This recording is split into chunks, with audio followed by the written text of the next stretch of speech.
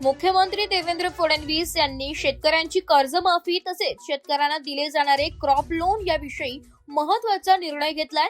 या निर्णयाबाबत फडणवीस यांनी माहिती दिली आहे।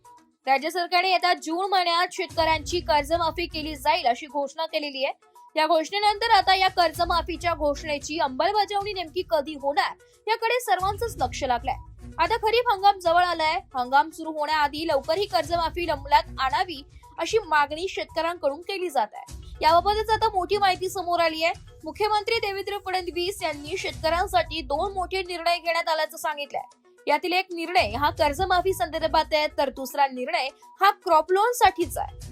मुख्यमंत्री देवेंद्र फडणवीस यांच्या अध्यक्षतेखाली मुंबईत एका महत्त्वाची बैठक पार पडली। या बैठकीत शेतकऱ्यांना दिले जाणारे क्रॉप लोन, शेतकऱ्यांची कर्जमाफी, खरीप हंगामासाठी लागणाऱ्या बियाणांची, खतांची उपलब्धता तसेच यावेळी पावसाचा अंदाज या सर्व महत्त्वाच्या विषयांवर चर्चा करण्यात आली।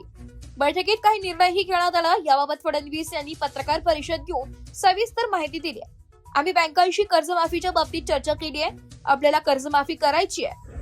बँकांनी कर्जमाफीची माहिती कोणत्या फॉर्मॅटमध्ये द्यायची, कर्जमाफी कोणत्या फॉर्मॅटमध्ये करायची अशी एक चर्चा झाली। आम्ही कर्जमाफीचा जो निर्णय घेतलाय तो वेळेत कसा पूर्ण करता येईल याचंही नियोजन करण्यात आलंय असं फडणवीस यांनी सांगितलंय। आम्ही राष्ट्रीयकृत बँकांना अतिशय कडक शब्दात सांगितलंय की शेतकऱ्यांना कोणत्याही सिबिलची मागणी करू नये।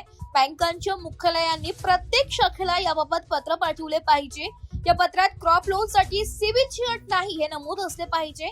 आमच्या बैठकीत आरबीआयचे अधिकारी होते, त्यांनीही याबाबत पुष्टी केलेली आहे। कुठल्याही क्रॉप लोन साठी कोणत्याही शेतकऱ्याची अडवणूक करायची नाही असा आदेश देण्यात आलाय अशी माहिती फडणवीस यांनी दिली आहे। दरम्यान आता शेतकऱ्यांना क्रॉप लोन मिळणे सोपे होणार असल्याची भावना व्यक्त केली जात आहे। वृत्तसंकलन विभाग, एस मराठी न्यूज, नाशिक।